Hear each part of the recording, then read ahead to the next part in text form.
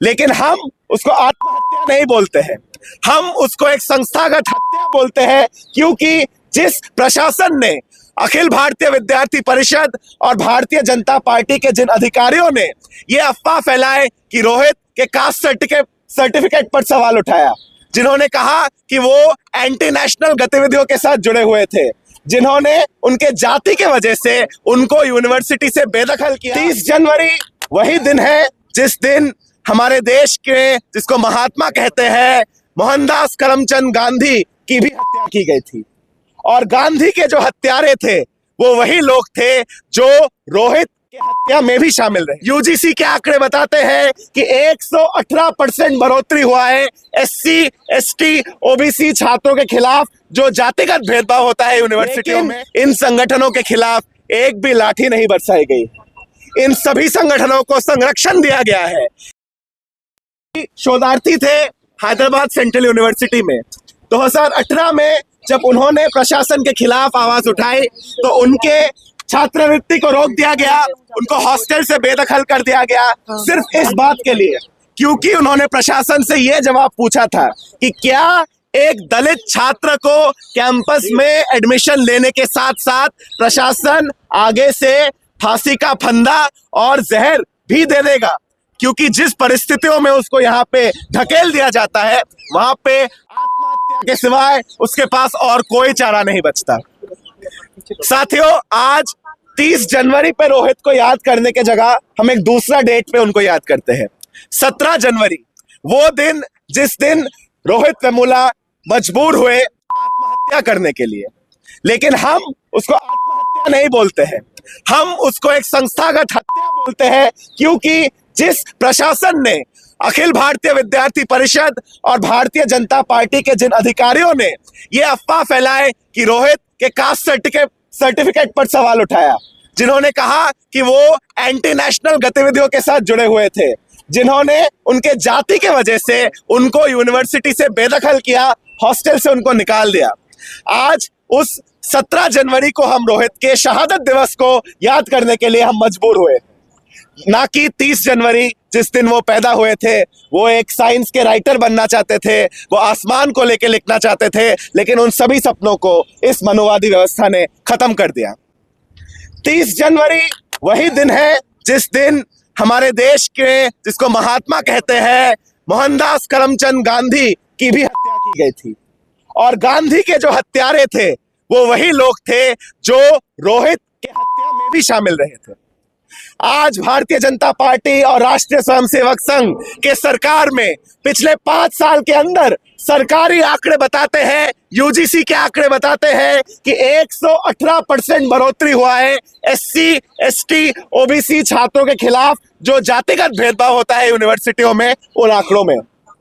आज अगर हम केंद्रीय विश्वविद्यालयों की सिर्फ बात करें तो अधिकतर ऐसे पद पाते हैं जहां पे आरक्षित पदों में नियुक्ति नहीं हुई है। नॉट फाउंड सुटेबल का टैग देके इन पदों को खाली रख दिया गया है। और इस संदर्भ में जब यूनिवर्सिटी गाइडलाइंस आते हैं, इक्विटी रेगुलेशन 2026 लाया जाता है, तो हम क्या पाते हैं कि पूरे सड़कों पे तहलका मचा हुआ है।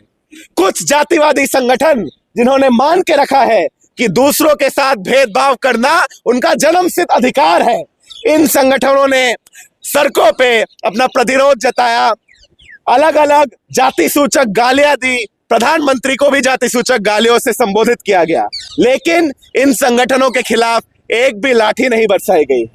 इन सभी संगठनों को संरक्षण दिया गया है। इन सभी संगठनों को आने वाले दिनों में बड़े बड़े पदों में प्रमोशन भी दिया जाएगा।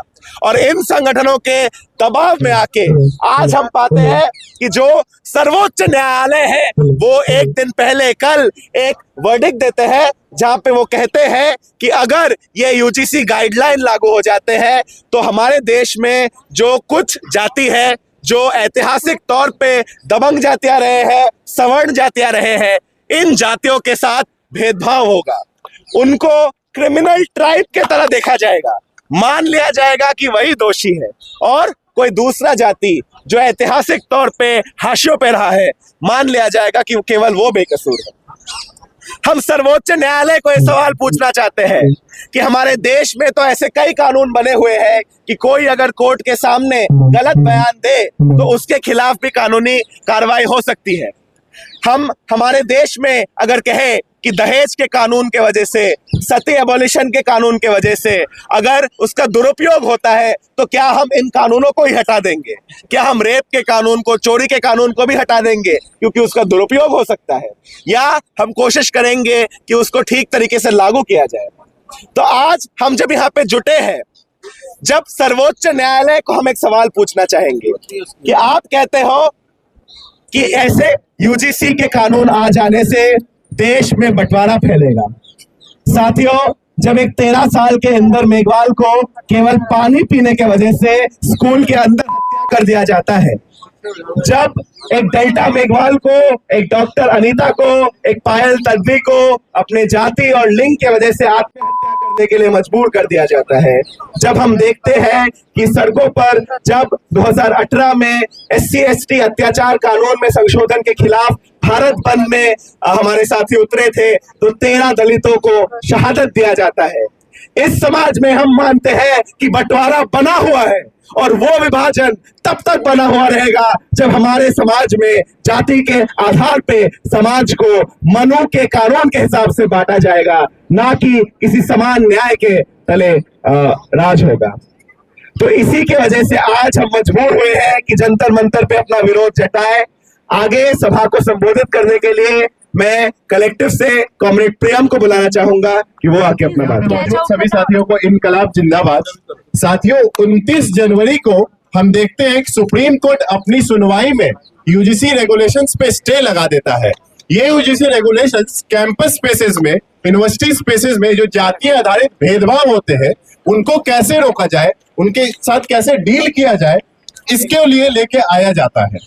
ये हम अगर इसके इतिहास में जाके देखें कि इन रेगुलेशंस का इतिहास क्या है, क्या ये सरकार का एक उपकार था ओबीसी SC/ST समाज पे कि वो समाज को एक और बेहतरी की तरफ ले जाया जाए? नहीं।